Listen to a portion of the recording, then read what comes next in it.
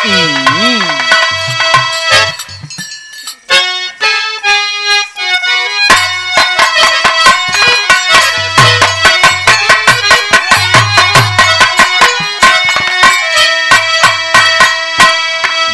हमारा बड़ा बढ़िया गीत की संकेत करत है। गुरुदेव स्वर्गीय दादा राम कैलाश गुरुजी बड़ा लहाई के गावत रहे। कोनो दुल्हन अपने राजा के मनावत बा, सीटी मार मार भैया सिटिया ही न पावे। देखा अगर एक कहती सिस्टम ना सही करे रहबे ना तो हम फिर कुछ दूसरा ही सोचे। गुरुदेव जान ले। हेलो हेलो हेलो कोनो दुल्हन कोनो दुल्हा देखा जो ने दुल्हनी की बात बतावत है। अब के दुल्हनी के ना है, पहले के जमाना का है। राकेश चाचा पहले के जमाना दुल्हन अगर दुल्हा रिसियाई जाए तो मनावत मनावत बेचारी थक जाए, दुल्हा माने ना। और जब तक माने ना तब तक खाना नहीं खाते रहे। लेकिन आजकल के दुल्हन अगर दुल्हा रिसियाई गया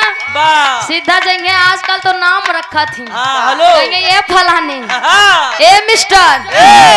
चल के खाना खाई ले। अब तो 10 रुपये मान गए हैं और न माने कहेंगे जा भगवती ग्याड़ू तू खा चाहिए जिन क्या हम जाते खाए उठर पड़े जा। कब तक देखी तब फिर मुंह और माए भैया। आजकल के दुल्हन ऐसे नहीं, लेकिन ये पहले जमाना के दुल्हन गावा थी अपने दुल्हा के मनावा थी। कैसे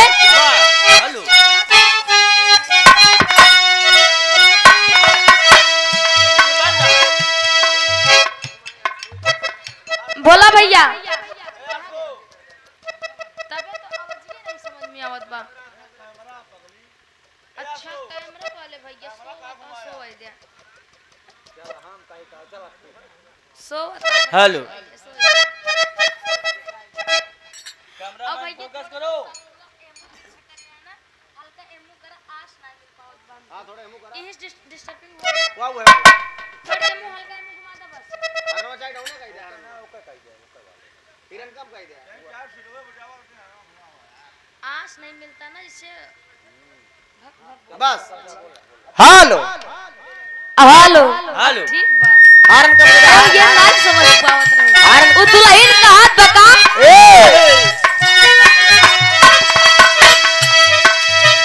राजा हो तो है कैसे मनाई, राजा हो तो है कैसे मनाई, राजा हो तो है कैसे मनाई। अरे रतिया की हमरे ना लागयौ गाई दुल्हा राजा हो रतिया की हमरे ना लागयौ भाई दुल्हा हो तो है कैसे मनाई, राजा हो तो है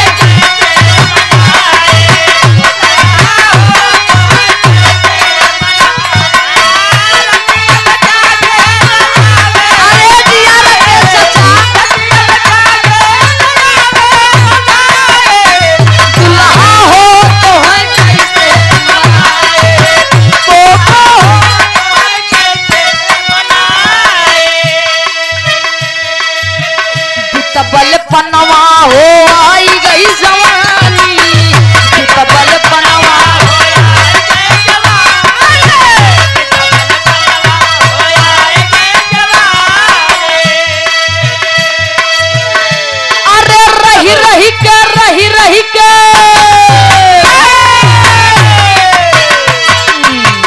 रही रही सजिया पे मदाना सताई। अरे जाओ रही रही सजिया पे मदाना सताई दुल्हा हो तो है कैसे मनाई, राजा हो तो है कैसे मनाई, राजा हो तो है कैसे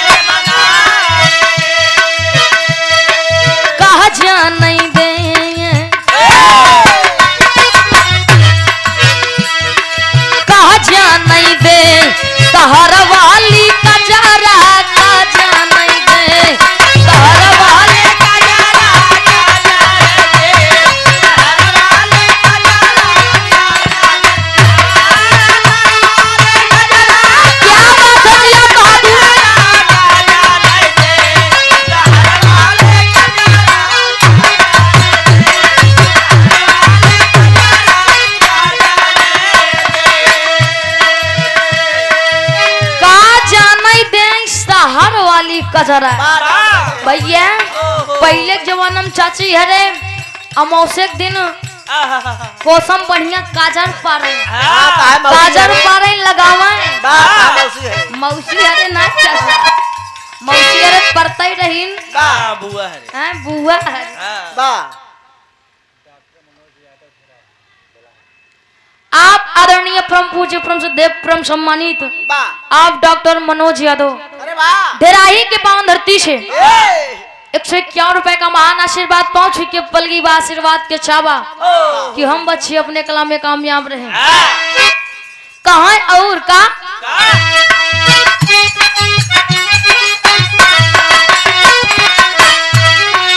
आन के बलमुआ के पेड़ा मिठाई आन के बलमुआ के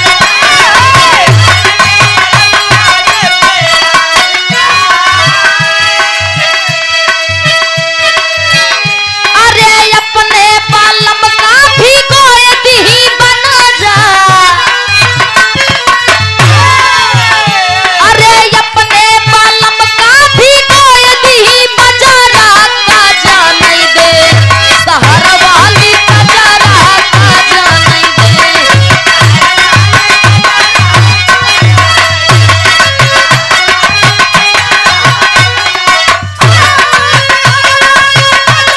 क्या बात है जी आप बहादुर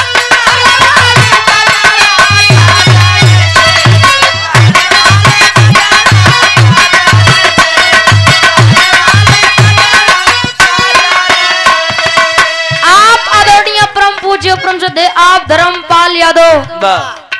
नेताजी कोहार की पावन धरती से 101 रुपए का महान आशीर्वाद भैया के बहुत बहुत प्रणाम बा एक स्वर में सभी सकल पंच के नमस्ते प्रणाम स्वीकार हो स्वर्गीय दादा राम कैलाश गुरु जी अपने जवानी के आलम में जोन जोन लहाई के गाय देहन आजकल के गवैये कितना नकल करें कितना कोशिश करें हाँ गुरुदेव कितना जने के देखा था लहारी बन के घूमता है और लहारी का आधा नहीं ने भैया सच्चाई बा हाँ ऐसन ऐसन गवैया गाय के चक्कर में भैया जाने दो इशारों को इशारों में समझो राज को राज रहने दो हमसे तो सी का मतलब बा भैया हाँ बजावा गावा चला एके स्वर्गीय दादा राम कैलाश गुरु जी गावत रहन और एक लाइन हम चाहिए थी हैदर अली गुरु जी के लगाई दिया कहे के जान ला हमारा फेवरेट नहीं रहे बड़ा नीक लागत रहा उनकर गीत लगाई दे गुरु जी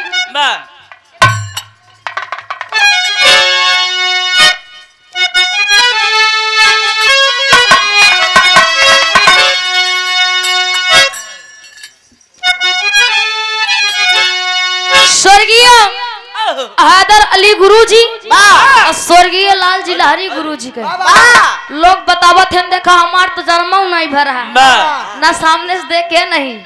राहुल भैया लेकिन दादा काका चाचा हरे बतावत हैं कि मुस्कान जब पहले स्वर्गीय हैदर अली गुरु जी के और स्वर्गीय लाल जी लहरी गुरु जी के जब कंपटीशन होए तो लाल जी लहरी गुरु जी खड़ा हुए कहा समरकू समरकू आई हम लाल जी लहरी फूक दूंगा भस्म हो जाओ तब हाथवा दिखाई के गाँव का अरे समरकू अरे समरकू समरकू समरकू समरकू अरे समरकू पनिया में यगिया लगाया समरकू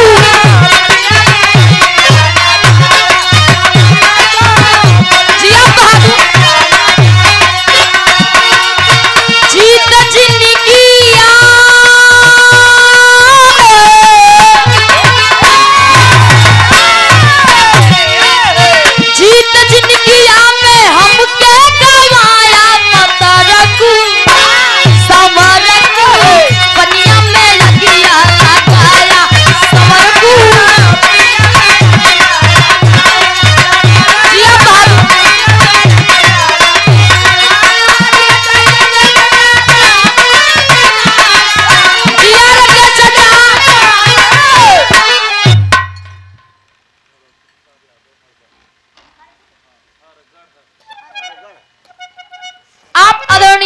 पूज्य ब्रह्म थे आप भगवती प्रसाद यादव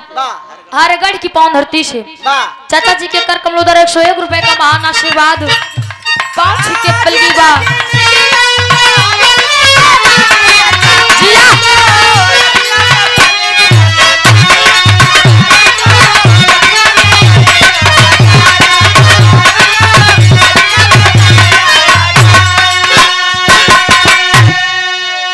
जब तन्नी बतिया लाल जी लारी गुरु जी हथवा दिखाए के गाँव है तभी दरिया जब स्वर्गीय हैदर अली गुरु जी खड़ा हो कहन का हो पतरकू ए पतरकू पहले तू अपन शरीर बनावा अगर आंधी आई जाए तो उड़ जावे तो पता ना चले कहाँ जाए गिर गया फूके वादी में तब गाँव में का अरे पतरकू अरे पतरकू पतरकू अरे पतरकू पतरकू अरे पतरकू काहे जदुइया डाया पतरकू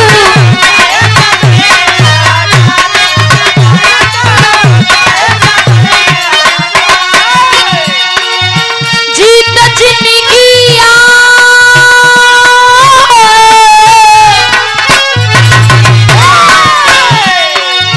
जीत जिंदगिया में हमके मुआया पतरकू पतरकू काहे जदिया हटाया पतरकू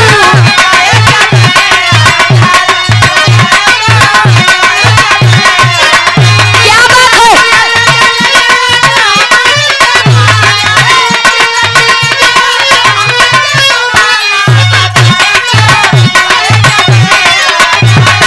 जिया बहादुर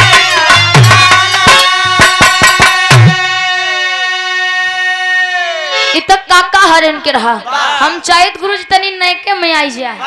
हाँ कैस के भैया अरे बैठा और हम जब स्टार्टिंग में खड़ी भे तबे भोजपुरी फरमाइश रहा हाँ कुछ ऐसा गीत बजावा चाचा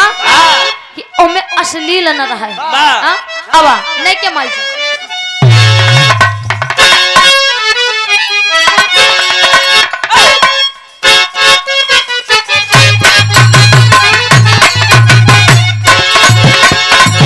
जिया बहादुर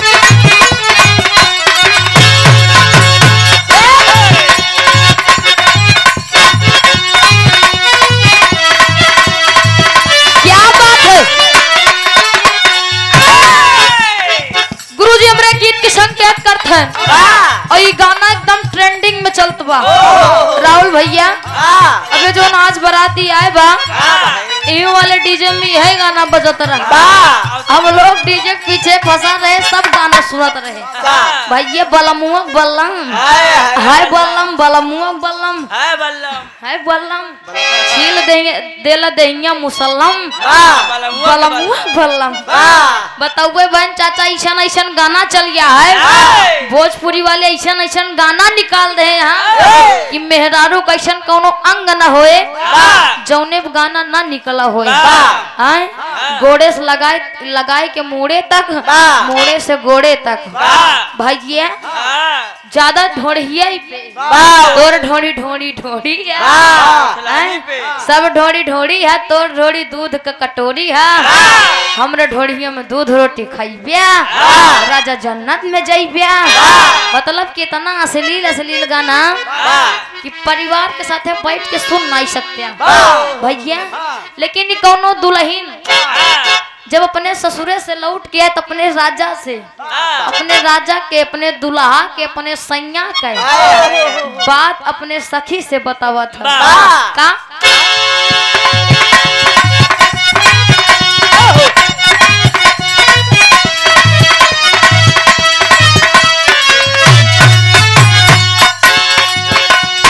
बलमा ए जी बलमा अरे बलमा अरे बलमा कदर न जाने ला काली रे उमरिया के बलमा कदर न जाने ला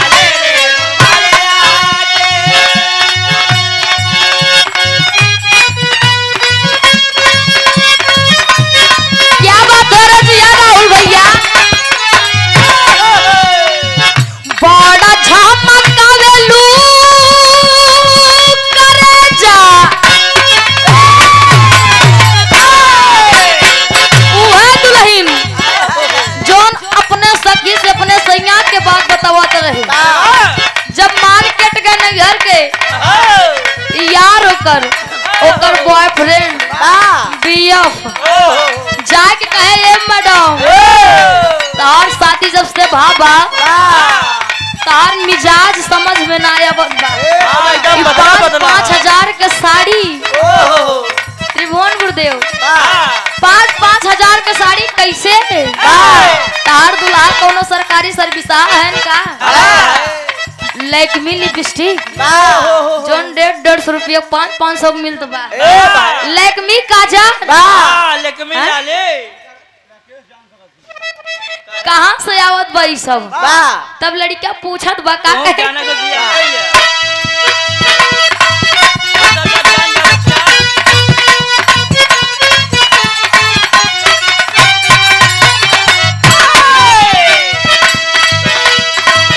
बड़ा झमकावे लुकरेजा तोहरो सजनवा हउए कवना लाइन के बड़ा झमकावे लुकरेजा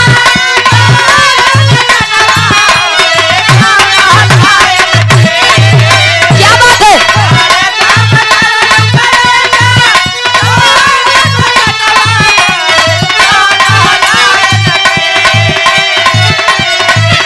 बड़ा झमकावे लुकरेजा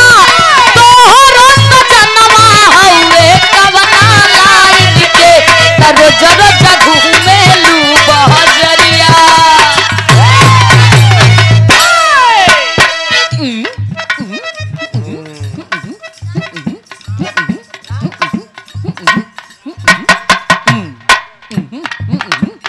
आप आदरणीय परम पूज्य परम श्रद्धेय आप रामनाथ यादव हरगढ़ की पावन धरती से 101 रुपए का महान आशीर्वाद चाचा के 5 विकेट पलगी आशीर्वाद के चाबा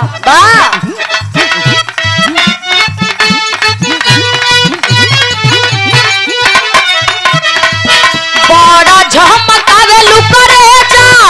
तोहरो सजनवा हउए कवना लाइन के रोज रोज घूमेलू बहजरिया रोज रोज घूमेलू बहजरिया बेनी के नया डिजाइन के रोज रोज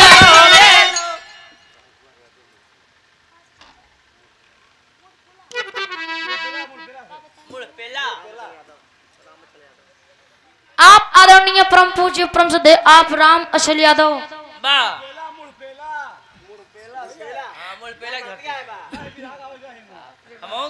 मुड़ पेला की पान धरती से 101 रुपए का महान आशीर्वाद 5 विकेट पल गई बा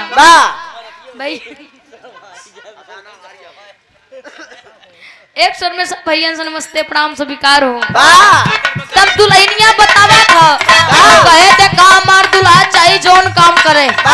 छोटा हो या बड़ा काम लेकिन हमारे नजर में हमार सैया हमारे लिए हीरो है हाँ कहा तो का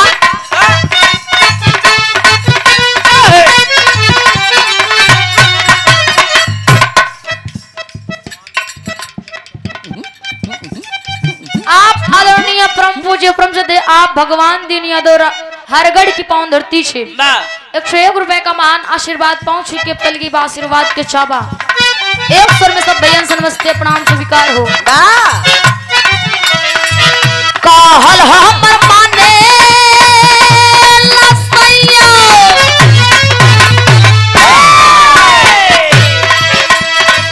कहल हमर माने लसैया तोहरे जैसे यरबू नायल कर दियावे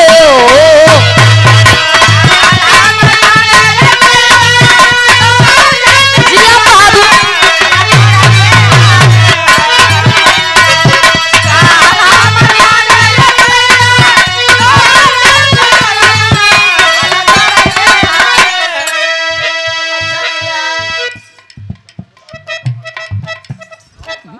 आप आदरणीय परम पूज्य परम श्रद्धेय आप शंभुनाथ यादव हरगढ़ की पावन धरती से 101 रुपए का महान आशीर्वाद 5 के पलगी आशीर्वाद के चाबा बस तुरंत करे बाद आओ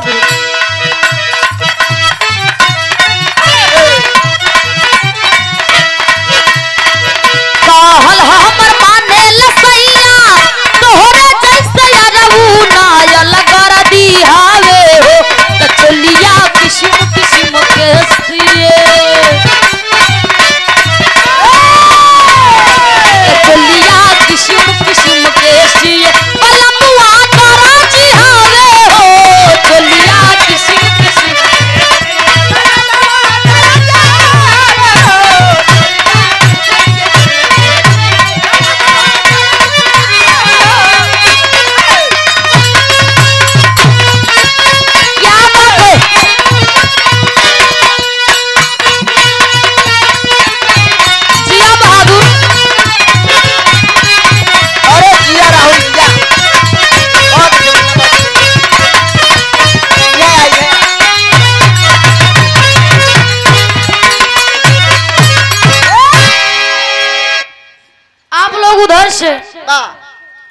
माई के वंदना बहुत बढ़िया,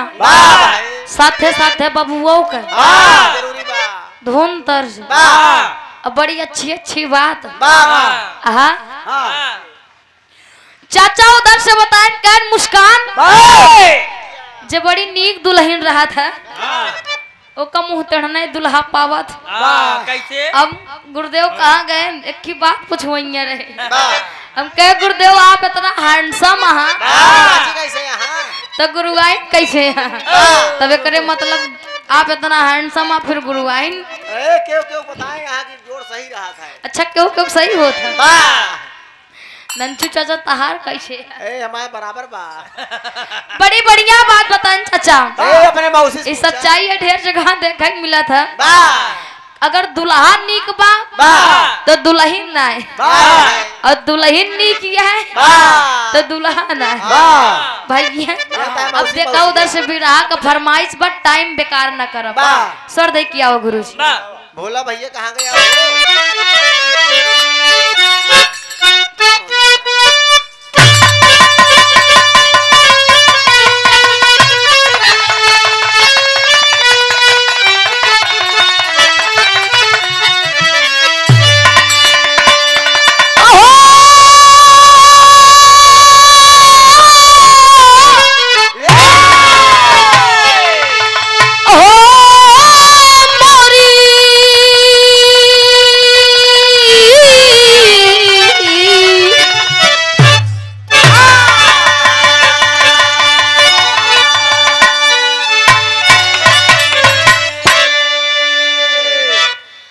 बाबूजी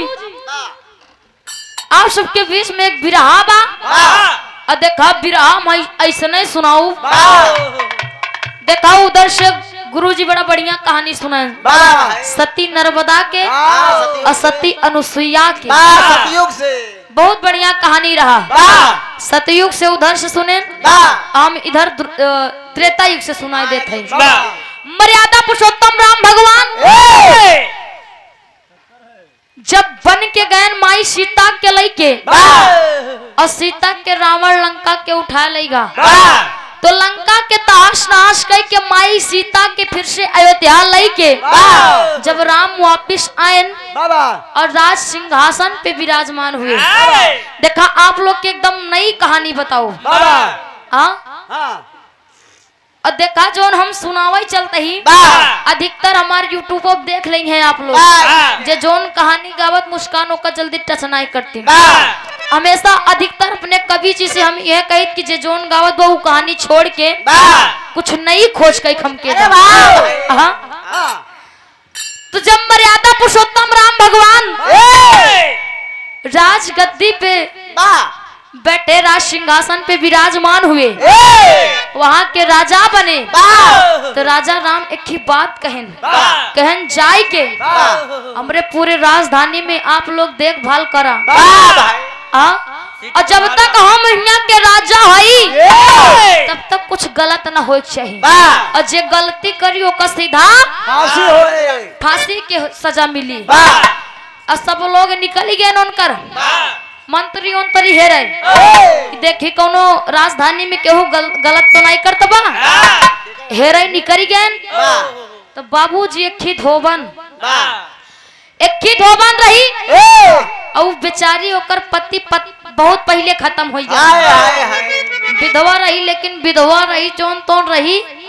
गर्भवती रही। हाँ, जब राजा राम के लोग जान पाए कि विधवा एकर पति कब्बे मर गया, गर्भवती बा, एकरे पेटे में लड़ी क्या बा, तो जाय के लोग बात राम से बतावा थे। लेकिन 4 लाइन भूमिका में कहना बा गुरुजी।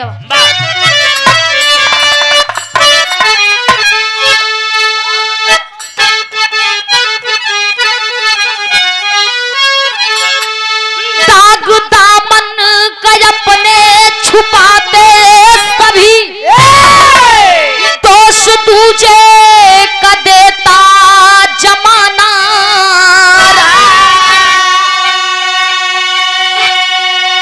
भाव भूषित हो अपने अहंकार में, मस्त गाता परिंदा पराना।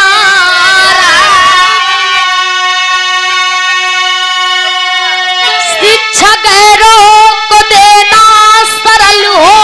गया। अरे लोग झांके न अपने गिरेबान,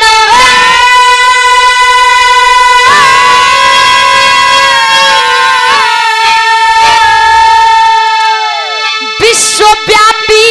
विषमता चली आ रही। लोग करते परेशान परेशान।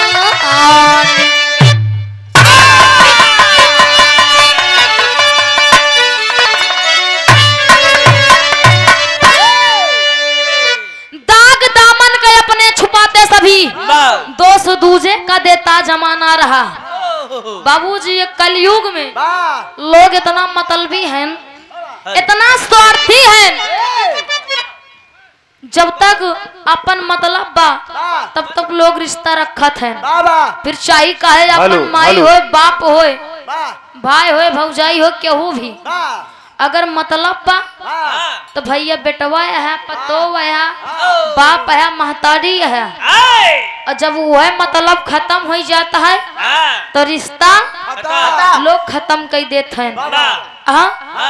अपने अंदर क्यों नहीं झांकत, हमारे अंदर कितनी कमी बा, लेकिन सामने वाले के ऊपर उंगली उठाए बदे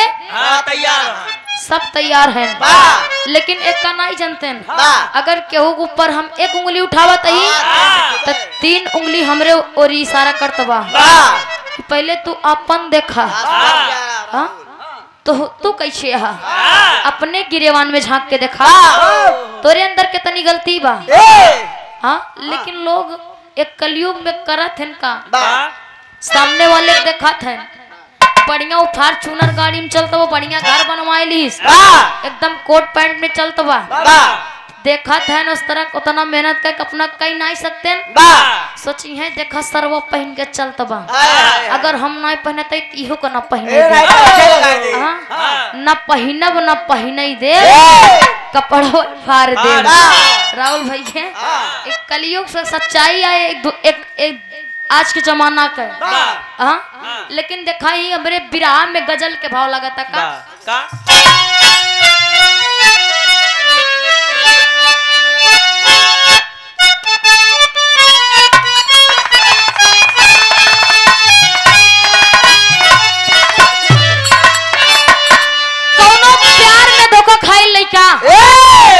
आधी रात में राहुल भैया एक बोतल लेके बैठा रहा 20 सड़क, जब वो कर यार दोस्त देखा तेन जाए कैन कैन का यार तो हिया का करता है, इक्कीस बोतल उतल है।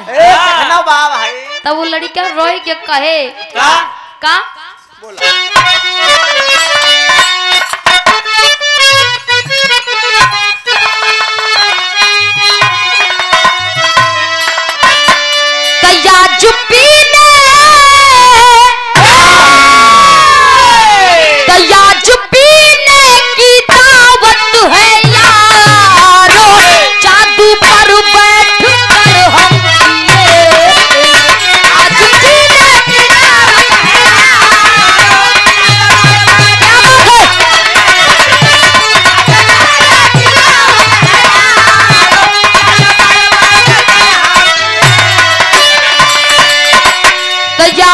पीने की दावत है यारो,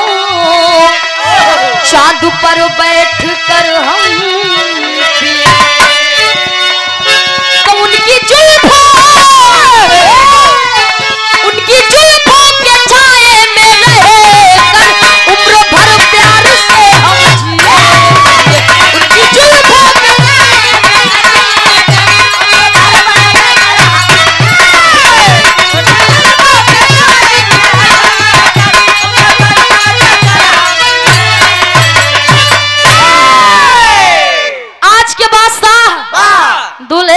के फूफा जी, यानी कि हमारो फूफा, देखा फूफा अगर दुल्हा फूफा है तो हमारो फूफा है, दो अखी बराती जिन करे करवटपुर की पावन धरती से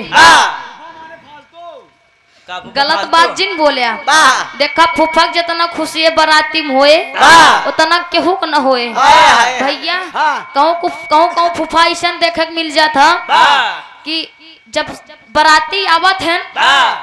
तो जान ले एकदम कभो पिए चाहे जिन पिए वाह लेकिन वो बाराती के दिन जरूर पिए वाह भाई खुशहाली में पहुंच जाएंगे ठेका पे बढ़िया बोर्ड लगा रहे वाह। कि आपकी नजर किधर है मधुशाला इधर है इधर है वाह। लेकिन सब फुफक बात नहीं बतावत हाँ क्यों क्यों हाँ 100% में से 50% फूफा वाह हाँ बढ़िया पहुंच गए ठेका पे 2 बोतल लेहन बढ़िया मार लेहन वाह एक हुआ मारेन हाँ भाई। एक जब घरे पहुंचे लागे तब मार लेहन वाह और जब बारात निकली घरे से हाय, हाय। तो गाड़ी में लगे निहारी वारी खोजे वाह जब देखा था है ही नहीं वाह। तो कहने ड्राइवर देखा कहूँ आगे देख के रोकिया तो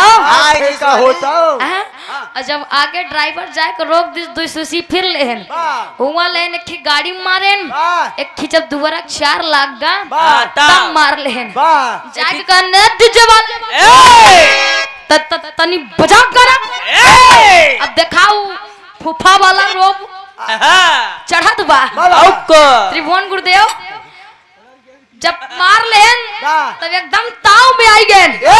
कान बजा तनी तो देखा बजवावत को वहाँ पीले पीले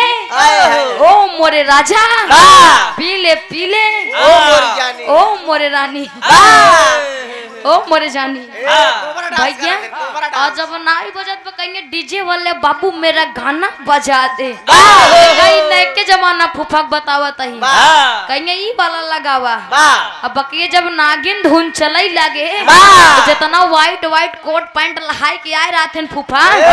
जब नागिन वाले पाई जाते तो सुबह तक एकदम रंग पेंट उठाते भैया तो देखा फूफा अगर दुल्हा फूफा है तो हमारो फूफा फूफा के पाँव छू के पलगी आशीर्वाद के चावा लेकिन यही के भाव में हमारे गुरुजी लिखते हैं क्या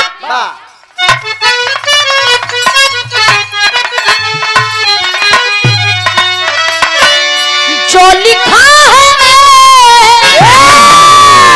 जो लिखा है मुकद्दर में जिनके उसे टाल सकता नहीं जो लिखा है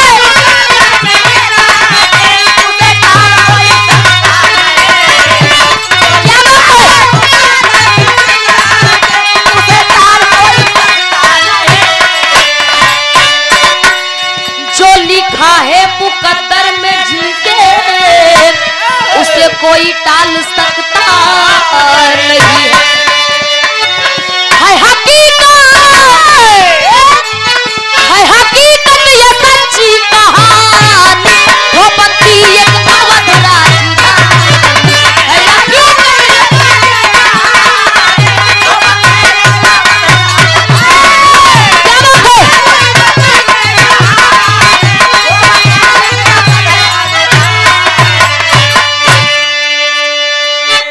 बाबूजी जकरे नसीब में जो लिखा बा वही के रहा था कबो दुख तो कबो सुख ऐसे कबो परेशान ना होए चाहिए हाँ और जकरे जीवन में अगर सुख ही सुख बा तो सुख के कोनो मतलब नहीं ना साथे साथे दोनों जरूरी बा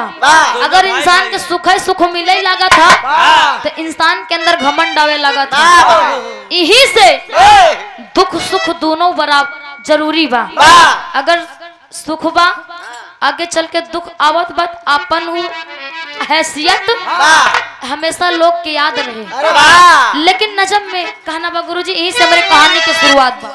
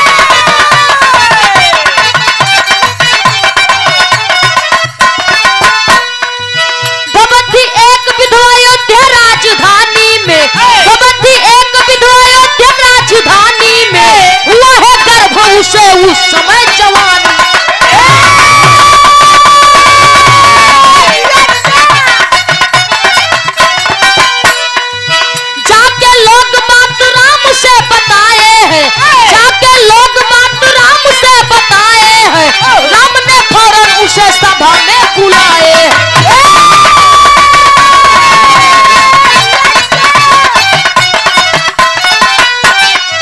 बात को समझ राम गर्भ में तब आए हैं, बात को समझ राम गर्भ में तब आए हैं, बात को समझ राम गर्भ में तब आए हैं। फांसी का हुक्म यही फैसला सुनाए।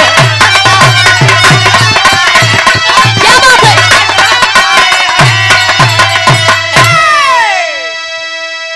बाबूजी जब राम ई जानन के हमारे राजधानी में एक धोबन बा, ओकर पति कब्बे खत्म हो गया लेकिन उ गर्भवती बा, तो धोबन के अपने सभा में बुलायन। राज दरबार लगा और जब राज दरबार लगा तो सारे लोग राज दरबार में बैठे हैं। जब उस धोबन आई तो देखा मर्यादा पुरुषोत्तम राम भगवान ना ओकर बात सुने न कुछ, तुरंत फांसी के सजा दे देहन कि लई जाए धोबिन के फांसी पे चढ़ाई दा। तुरंत भाई बहुत बड़ी गलती करे बा। बतावा एकर पति खत्म होइगा, ई विधवा बा तबो गर्भवती बा। बाबूजी जब वो धोबन बेचारी सुना था कि देखा हमके फांसी के हुक्म दे देन, लोग हमके फांसी पे चढ़ाए देंगे, तो हाथ जोड़ के दौड़ के मर्यादा पुरुषोत्तम राम भगवान के पैर पे गिर गए। कहे प्रभु लास्ट बार हमके माफ कर दा, दोबारा हम ऐसा कोनो गलती ना करब कि आपके बुरा लागी, लेकिन ए बार हमके माफ कर दा प्रभु। उ धोबन बेचारी राम के पैर पे गिर के रोए के कहा था कि गलती तो सबसे होता, हम इंसाने से होता। जब भगवान से गलती हो जाता तो हम लोग तो इंसान है। प्रभु एक बार माफ कर दे राजा, अच्छे गलती दोबारा हमसे न हो। लेकिन मर्यादा पुरुषोत्तम राम भगवान उ धोबन की एक बात नहीं सुनता है। ले जाओ इसको, तुरंत ले जाकर के फांसी चढ़ा दो, इसकी एक बात भी मैं नहीं सुनूंगा। इतने में तो धोबिनिया गुस्सा ही गए। कैसे राजा राम, देखा अगर हम अपने औकात पे आई जाब तो एक जने पोल खोल दे कि तो जोन कहा तय गलती माफ करा, दोबारा ऐसा गलती न करब। लेकिन राजा राम मानत ना कहन देखा ए हमारे राजधानी में जब तक हम राजा ही तब तक जे गलती करे सबके सजा मिले, सबके फांसी मिले। तब धोबिनिया खिसियाए गया कहीं से अच्छा ऐसा नहीं बात बा। तब देखा गुरुजी यही से तर्ज बदल गया का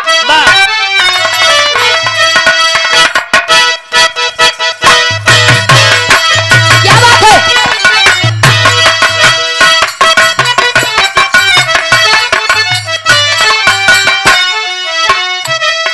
कोनो दुल्हन के दुल्हा परदेश रात रहा और दुल्हावा 5-6 साल हो गए घरे लौट के ना जाए। एक दिन दुल्हनिया फोन लगाई अब 5 मिनट खाते लैला गुरुदेव के, मान लो सीजन में लगन में दिन रात इनका कार्यक्रम चलता है। अब मान लो लग गए कहो सहार बहार में अव्वल गावे लागन बिराह में एकदम अपन घर परिवार मेरारू भुलाएगा, रुपया कमाए में लगा हाँ। अब कोनो दिन गुरुआइन फोन लगाइन कहीं देखा अब बिराह गावा चाहिए जी नहीं गावा पापा घरे चला जावा, नहीं अगर हमसे कुछ हो ही जाए तो हमका दोषी जिन बनाया। कहाँ का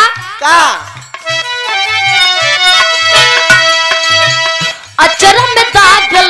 लागे कौन लाछन।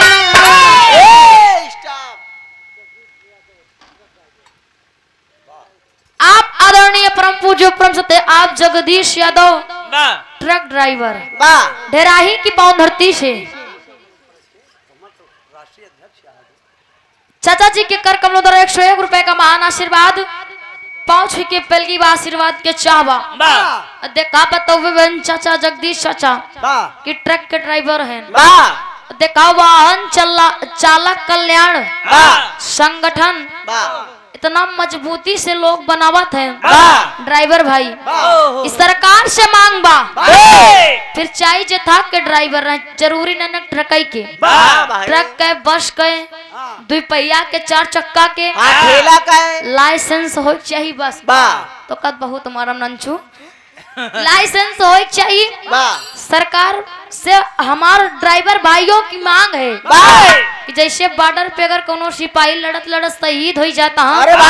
तो सरकार उनके परिवार के लिए कुछ न कुछ करते हैं ताकि उनके परिवार अच्छे से चली जाए, खर्चा पर्चा देते हैं। तो सरकार से मांग बा कि हमारे ड्राइवर भाइयों के लिए भी सुरक्षा सुविधा कुछ न कुछ दें। कहे कि दिन रात गाड़ी चलावत है, अपन जान हथेली पे रख के दिन रात जागत है, न खाए के सुविधा, न पहने के, न नहाए के और न सोवे के सुविधा। अपन पता बोल दे हम वाहन चालक कल्याण संगठन के प्रदेश अध्यक्ष, महिला मोर्चा अध्यक्ष मुस्कान चंचल राहुल भैया आजमगढ़ में नियुक्त भय। आजमगढ़ में मुझे ये पद दिया गया और हम चाहब सभी ड्राइवर भाइयों से कि जो संगठन चलत बा आप लोग मिलके के मजबूती से आगे बढ़ावा और अपन मांग सरकार तक पहुंचावा कि आप लोगन के लिए सरकार कुछ न कुछ करें, कुछ व्यवस्था दें भैया। अरे नहीं, सब लोग अपन संगठन मजबूत करी हैं, साथे मिल के चली हैं। राहुल भैया जाना था अगर भाई हम तो कैसे एक उंगली दिखावे अमेठी देवे टूट जाए, अगर यह पांचों बांध के अगर ऐसे हानि दी तो लाल लाल चुगोई लगे। वैसे अगर ड्राइवर भाई जितना है न जरूरी न बताऊे भाई, अगर सब लोग मिल के अपन एक संगठन मजबूत करके जब सरकार के पास गई है तो कैसे न सुनी है, दौड़त के नहीं भैया।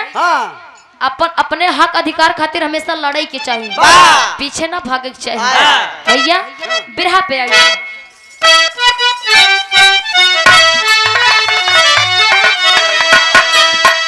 अरे लक्षण लगाई दिहला कावने करानवा, दुल्हन का हाथ बा अचर में दाग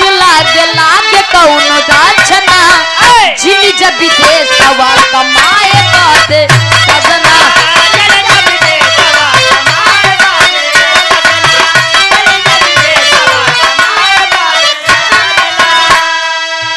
लेकिन यही के भाव में उधोबन मर्यादा पुरुषोत्तम राम भगवान से कहत बका कहली है नारी राजा राम के समान, कहली है नारी राजा राम के समानवा, सब ही के बात लागू हो खेला कानूनवा।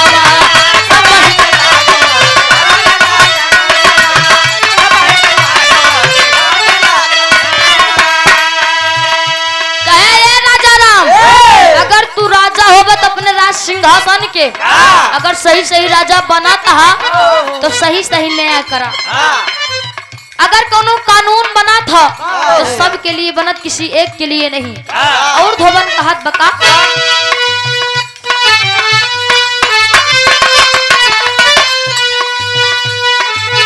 नहीं कई लया न्याय बुझाला,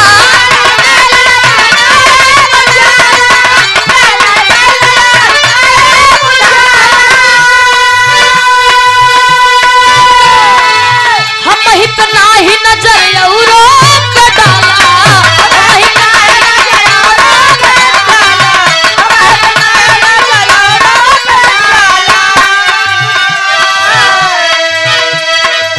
पर्दा हटाई दे बेमानीला कहाना,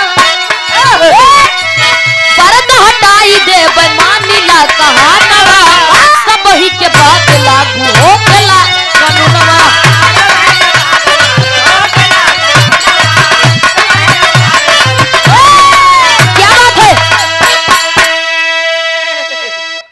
सुना हमार बात, अगर सही सही कानून नियम बनाए है तो के सही से चलावा, केहू एक के लिए जिन का लागू करा। हमका दुखिया गरीब जान के तो सीधा बिना हमार बात सुने फांसी चढ़ावत है। तार तनी हिम्मत हम तार एक कौन न मानब। पैसा ले जा पैसा। आप आदरणीय परम पूज्य परम श्रद्धेय आप राम कैलाश यादव चाचा जी के कर कमलोदर 51 रुपए का महान आशीर्वाद पहुंच के पेलगी बा आशीर्वाद के चाहबा भैंस ले ले घुसका घुसका आप डॉक्टर प्रभात यादव भुस्का की पावन धरती से 101 रुपए का महान आशीर्वाद भैया के बहुत बहुत प्रणाम बा इधर दोविनिया कैस हम ना मानब अगर सही सही नियम लगाए है या तो एक ही बात तो सिर्फ पूछे चाहत है कैन का जो नियम लगाए यहाँ हमारे खातिर लागू बा कि सबके खातिर राजा राम कैन दो बनी गलत सोचती है जो नियम लागू करे ही इस सब खातिर लागू बा चाहे हमहिन कहे न होई चाहे जो हो इस राजधानी का अगर कोई गलती कर रहा है सबको फांसी मिलेगी इतने में धोबिनिया ठठाए भाषाए लाग कहे अच्छा क्या तब सबसे पहले हम तहार गलती बतावत ही यही से धुन बदल के गुरुजी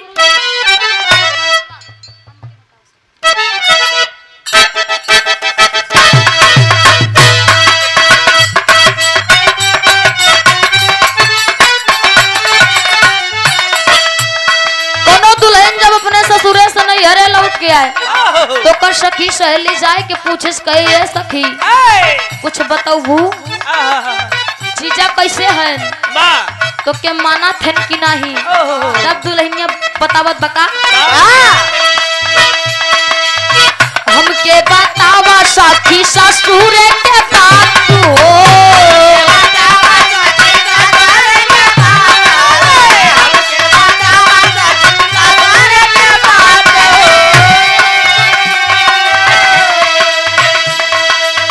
कैसे कटला सैया जी के कटल रात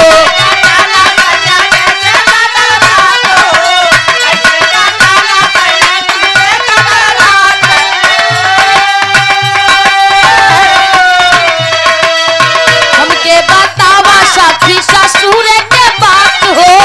कैसे कटला सैया जी के कटल रात हो तब बताए हम ता ढोड़ी मुनले हम ता ढोड़ी मुनले रानी पियरी माटी से ढोड़ा मुन खोदे काटी से हम ता ढोड़ी मुनले रानी जिया बहादुर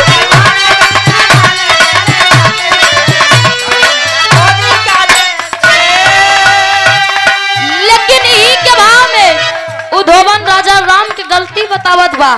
कि तहार गलती बा कैसे तू का करे है तहार लोग के जन्म कैसे भवा पूछे का ज्यादा ना दिखावा राजा राम से किसना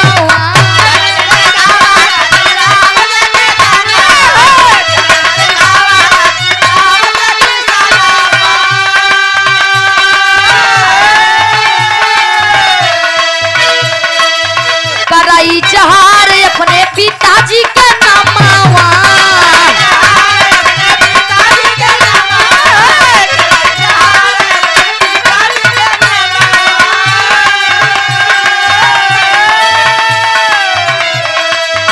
तो कैसे भइल जन्मवा तो कैसे भइल जन्मवा तोहरे चारों भैया के पूछे अपनी मैया से ना कैसे भइल जन्मवा तोहरे जिया बहादुर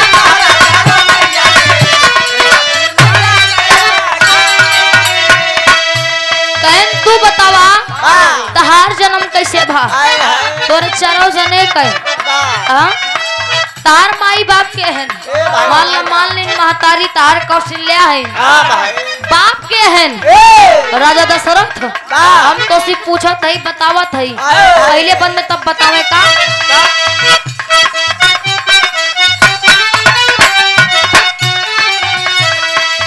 बिना लोढ़ावा के कैसे पिसाली मसालावा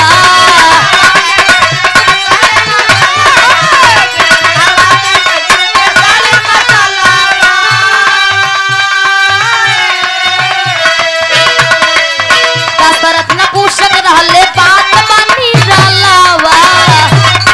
क्या बात है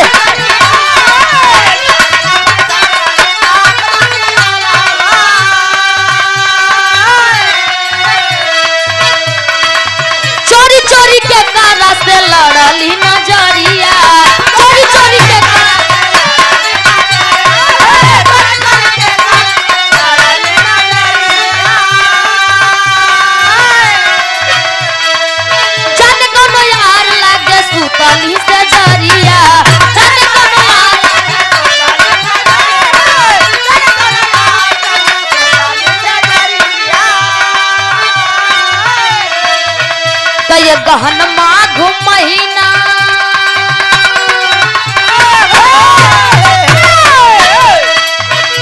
गहन माघ महीना लहली मजा रचैया के अपनी मैया से ना गहन माघ महीना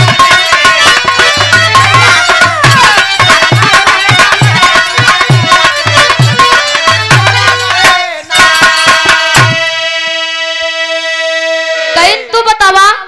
दशरथ नपुंसक रहे कैसे तहार 4 जने के जन्म भवा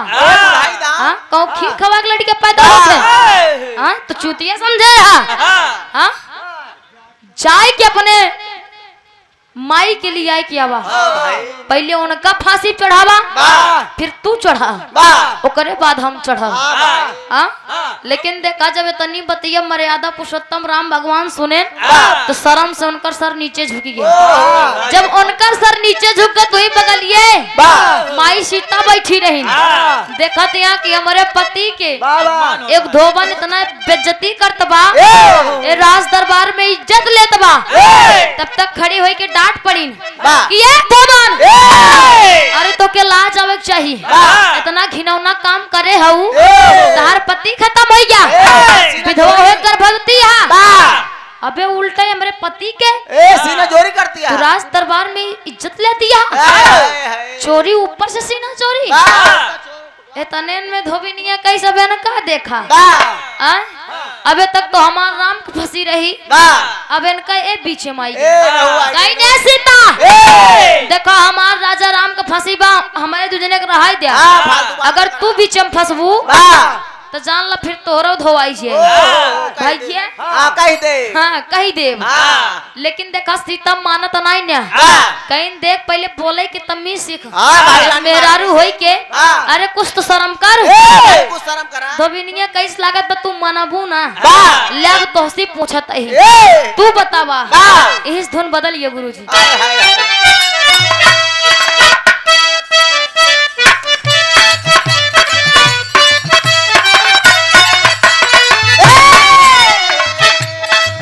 पहले जमाना में अगर दुल्हा कमाई जाए लगे तो के दुल्हन जाए के दही गुड़ खियावे ताकि जहाँ जाते हैं जतरा एकदम बना रहा है लेकिन आजकल के दुल्हन भैया खाना पीना बाद में देखा लेकिन कहा थिन का खियावा थिन का नवा जाता रा परदेश बलमुआ हमके घरवे छोड़ के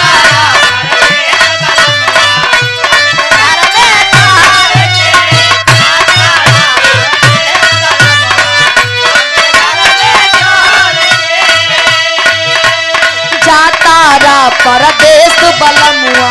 हमके घरवे छोड़ के जाए से पहले खाला होठवाली में रोटी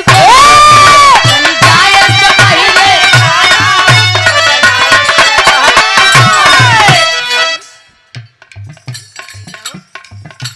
अच्छा स्टॉप पावर ब्रेक वाह लेकिन ई के भाव में देखो धोबिनिया सीता से कहत बा का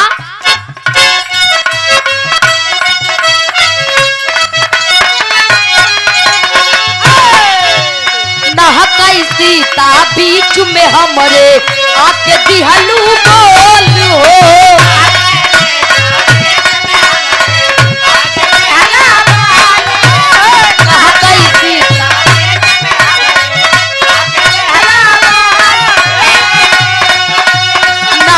सीता बीच में हमरे आके दिहलू बोल हो तनियापन चुपनिया संभाला नहीं दे बई बोलिया तनियापन चुपनिया संभाला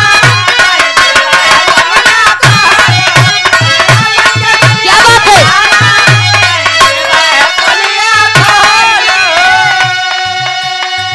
दोबिनिया कैसे गीता सीता अपने होश में हो जा देखो हम तो कुछ नहीं कहत ही अगर कहवावे चाहत या तो तू बतावा तहार माई बाबू के हैं ज्यादा बड़बड़ बोला था कहते तू तो का फांसी की सजा मिले हम गलती करे रही तू बतावा तहार माई बाप के हैं तहार जन्म कैसे भा बतावा हमका जब इतनी बात सीता सुनी एकदम हो का सर नीचे झुक गए कहीं जाना तू कि राजा जनक के बिटिया हो तू सोचो जी राजा जनक खेत जोतो तो रहनहरे से तो का गगरी में पाइन है तू गगरी में रहू पता ना के बिटिया रहू पता ना कैसे मनाई कर रहू पता नहीं बाप पता नहीं कैसे आज के जमाना में कहते नहीं भाई चोरी छीना भाई हेलो कहन पता नहीं के करू बता सकत हूँ तार माई बाबू के हैं जब माई सीता तनी बात सुनी तो नौ सर नीचे झुक गा लेकिन हुई राज दरबार में बगलिया गुरु वशिष्ठ जी बैठा रहे जब गुरु वशिष्ठ जी देखा थे कि एक धोबन हो के सीता के राम के लज्जित करतबा राज दरबार में तब तक बोल पड़े लेकिन तेरी के भाव लाग गुरु जी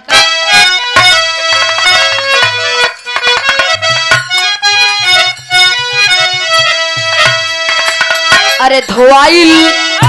कुल के पानी बाबूजी अरे धोआइल धोआइल धोआइल धोआइल कुल की पानी बाबूजी सीता लज्जित भइली बात न मुंह से आइल यारे आइल यारे बाबूजी जब गुरु वशिष्ठ जी देखन तो उनके देख के रहाई सुनाए भाई एक धोबाइन होई के इतनी बड़ी गलती करे बा ऊपर से राम के सीता के राज दरबार में लज्जित करत बा बोल पड़े तभी से गुरुजी तर्ज लाग कहा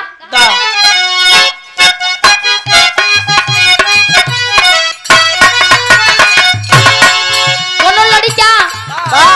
जब कोनो खूबसूरत लड़की के देखत बा बढ़िया वो लड़की लाल लाल कपड़ा पहने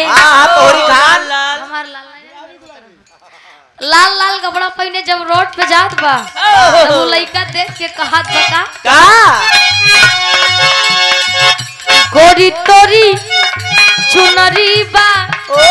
लाल लाल रे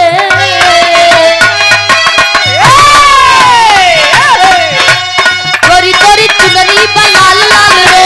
गोरी तोरी चुनरी बा लाल लाल रे रोड पे चले लू कमाल चाल रे गोरी तोरी चुनरी बा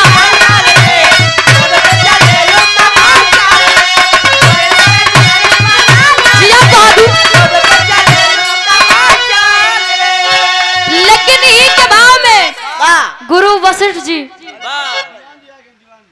माई सीता के और राम के जब देखें तो धोबिन से खिसियाई के कहन का आनंद यादव आप आदरणीय परम पूज्य परम श्रद्धेय आप आनंद यादव भुसका भुसका बुशका की पावन धरती से उत्तर प्रदेश उत्तर प्रदेश पुलिस पुलिस खागा खागा फतेहपुर भैया के वहाँ पोस्टिंग बा हमार बहुत बहुत सलाम बा भैया के कि देश खातिर अपन जीव जान लगाए के हम लोग की रक्षा करत हैं ईमानदारी से हाँ भैया बेमानी चला दो बा कमीशन बहुत लेते भैया जी के कर कमलदार 101 रुपए का महान आशीर्वाद बहुत बहुत प्रणाम भैया के कहा थे गुरु वशिष्ठ जी का बोले गुरु वशिष्ठ गुस्सियाई बतिया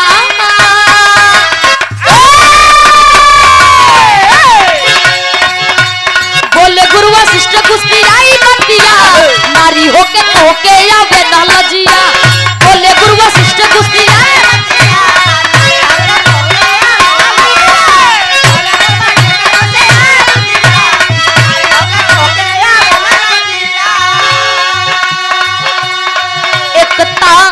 घिनो न काम कैले हऊ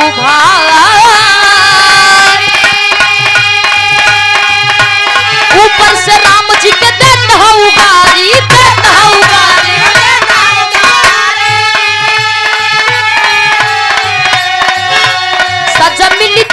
दिया फसिया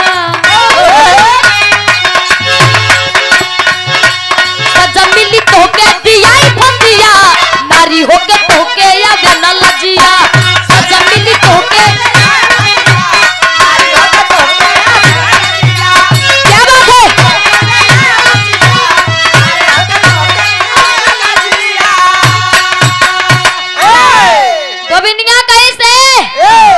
देखा गुरु है, गुरु के हम सम्मान करत ही, लेकिन अगर ओवर बोल बिया तो तोहरो पोल पानी सब खोल दे। गुरु वशिष्ठ जी कहन कहन देखा तई राजा राम के माई सीता के भरे राज दरबार में इज्जत ले थे, अच्छी बात है यार, तोरे राजधानी के राजा है, अरे कुछ तो शर्म कर। एक मेहरारू है कि एक मेहरारू की इज्जत लेती है। अब तो का पक्का फांसी सजा मिली, ले जाओ इसको फांसी पे चढ़ा दो। धोबिनिया कहीं तक तेरे गुरु की बहुत कहीं करे तार सम्मान अब ना करब। अब तुहू से की बात पूछत ही गुरु वशिष्ठ जी, गुरु हो गए राजा राम का, बहुत करे तहार सम्मान, बहुत सुने तहार बात, खिसियाई के तब धोबिनिया गुरु वशिष्ठ जी से पूछत का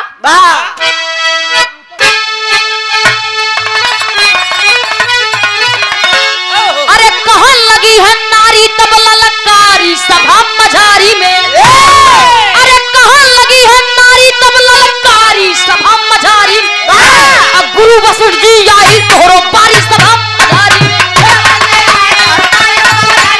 क्या बात है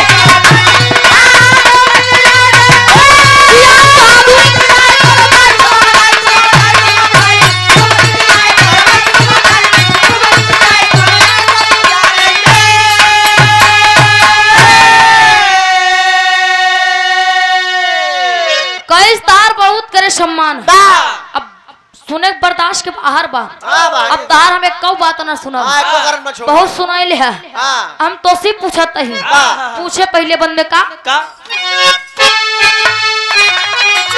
अरे के करे औलाद हुआ तनी हम के समझा आवा हो,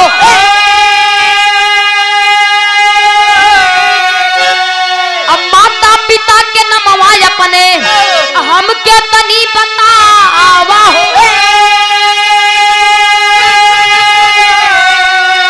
अरे करा नहीं अब तनिको तू आवारी सभा मझारी, अरे करा नहीं अब तनिको तू आवारी सभा मझारी में, के कर वंश कहाला है गुणकारी सभा मझारी। कहन तू बतावा तहार माई बाबू के हैं, तहार जन्म कैसे भवा, बड़ा बड़ बात बोलत रहा। अब हम तहार गलती बतावत ही, मर्यादा पुरुषोत्तम राम भगवान से धोबिनिया कैसे राजा सुना तहार गलती बताए, सीता को बताए, ले तोहरो गुरुओं को बतावत है। इनसे हम पूछत ही बतावे इनकर माई बाप के हैं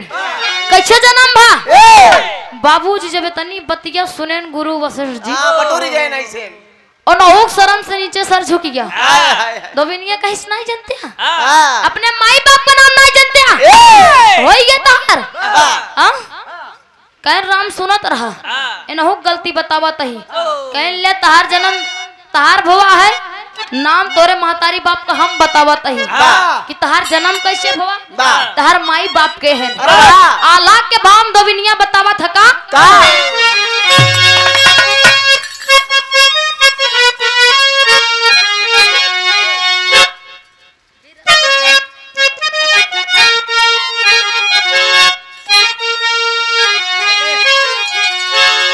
अरे पाटे पे धोवई जैसे धोबिया कपड़वा बाबू, धोवे लागल धोबिनवई से सभा के माझा,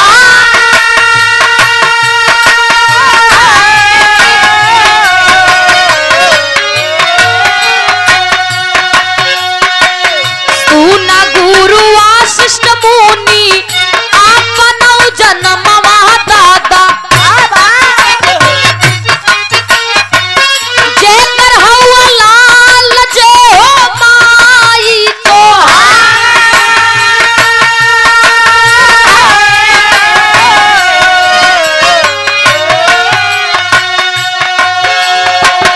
बेसौर बसी हाई तोहरो बयनमा बाबू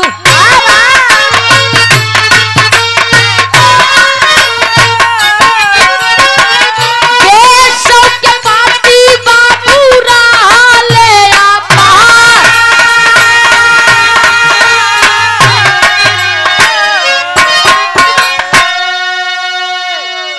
कैन सुना हम बतावत ही तार माई अप्सरा उर्वशी रही पहले देवताओं के राज में वहाँ अप्सरा कहा थे ये कलयुग में बेश्या बोला था कहीं अप्सरा के कोनो पति ना होते पता नहीं कितना पति आवा थे अब पता नहीं कितना पति जाते लेकिन जब वरुण देव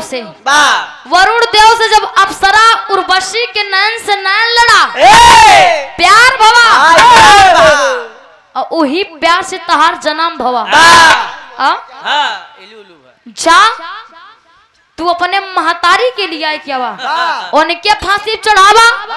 और तू चढ़ा ओकरे बाद ही धोबिन चढ़े नहीं तो हम न चढ़ब कहीं ने राजा राम एक एक बात एक एक गलती सबको बतावा तई सुना इतने में वही सभा बीच में हनुमान बैठा रहे हनुमान देखते ही मान एकदम गरम हो गया पप्पा रे पप्पा एक धोबिन हो गए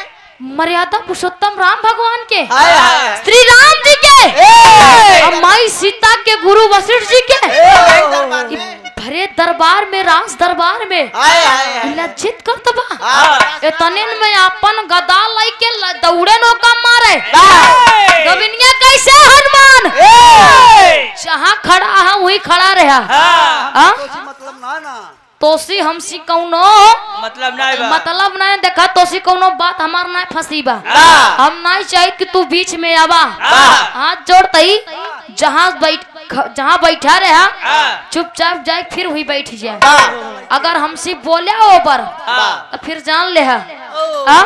लेकिन देखा हनुमान माने नहीं करत इनका सदर के भाव में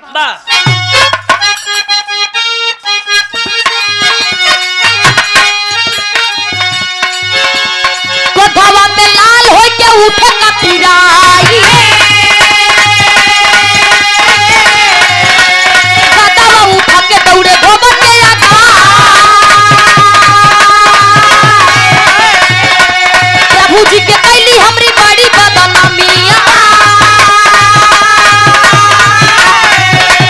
ना गई न शरण्य तो के सभा के बाधा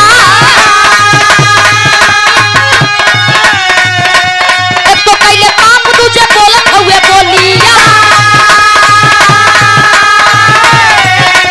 वही सज पंच जागे आज बारिया निर्भर होके नारी बोली पंच के अगारावा तोरो पारी आई जाबे हो जाबे देखा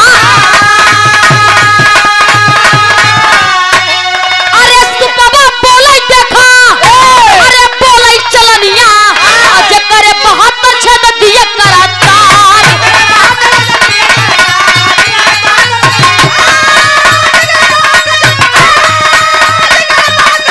क्या देखो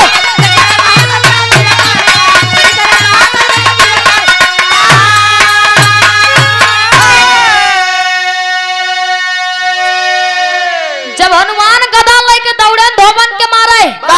कहीं हनुमान जहाँ खड़ा रहा नहीं तो फिर हमसे ठीक न होए सबकर कमाई धो यही तार ऐसा धो कि कभो धोवाए न हो हम धोबा नहीं ऐसे वैसे जिन समझे आज जब हनुमान मानत नहीं कहना अच्छा ही बतावा तू क्या कर बेटवाए है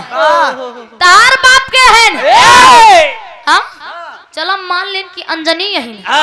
लेकिन उन बिना बियाहे के पहले तार जन्म हो गया कुंवारी रही कुंवारन में बतावा तार बाप के है बिना बियाहे बाप के बेटवा है तो बतावा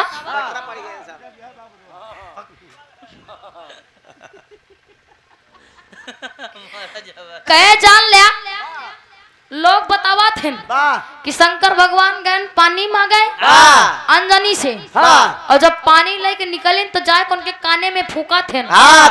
जब फूके तब तू उन गर्भवती भई। अब कुछ लोग ही कहते पवन देव बेटवा है का माजरा तू बताई सका था कि तार बाप के हैं। तब पंधारी में पूछत धोबिनिया का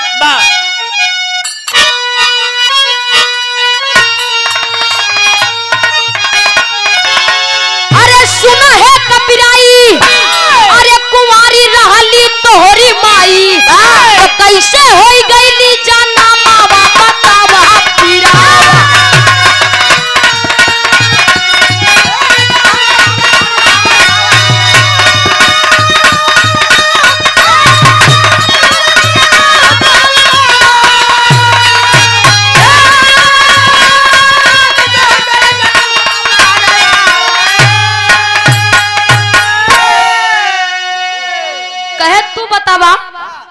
क्या रहन तहर पिता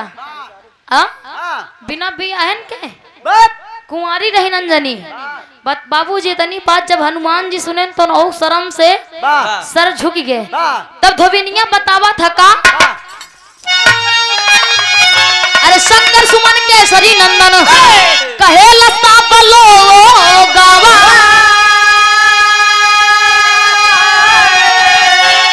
अब बोला पवन सुत कैसे ही हो गईल बाजो गावा।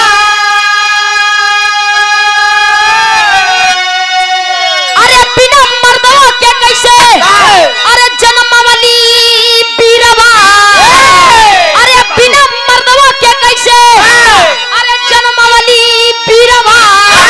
तो कैसे लड़ी गईली ना जारिया बतावा।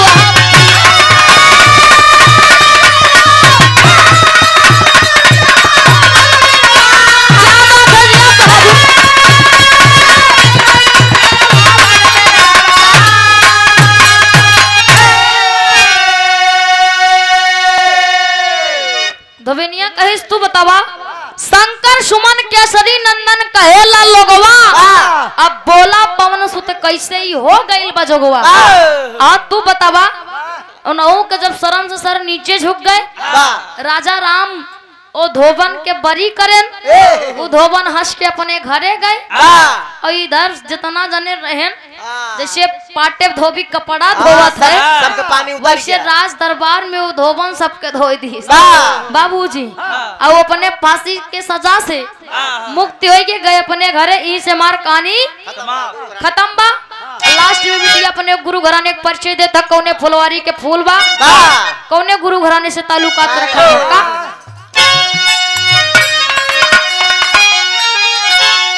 स्वामी गुरु बिहारी रमन ब्रिजलाल जी गया।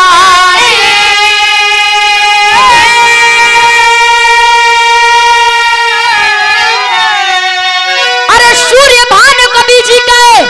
अरे कलम बरसत रंग नूरानी हो।